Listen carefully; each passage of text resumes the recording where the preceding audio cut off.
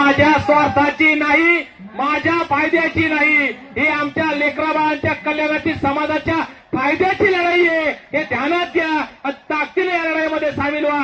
मी आता आपल्या सर्वांच्या साक्षीनं या ठिकाणी ज्यांचं नाव घेतलं की उत्तर हिंदुस्थानातले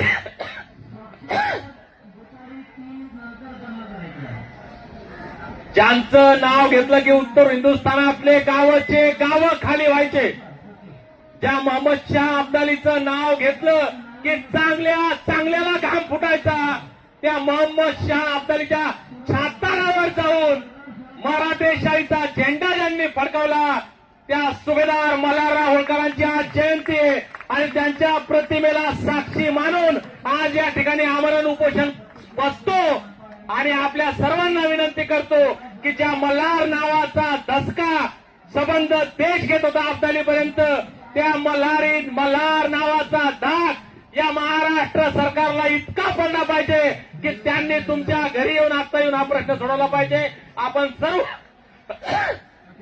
राज्यभरातून कानाकोपऱ्यातून फार मोठ्या ताकदीनं मोठ्या ताकदीचे लोक या ठिकाणी आलेले आहेत. मी सर्वांचे या ठिकाणी नतमस्तक होऊन आभार मानतो आणि थांबतो. आपल्या सर्वांच्या साक्षीनं, मल्हारराव होळकरांच्या प्रतिमेच्या साक्षीनं या ठिकाणी आमरण उपोषणाला सुरुवात करतो. करू का नको पहिले सांगा बाबा हो. तुम्हाला हे पटलं का सगळं? काही शंका आहे कोणाला? कोणाला वाटतं का मी काही चुकीचं करू आलो? कोणाला वाटतं का कुठं काही तडजोड उरायली?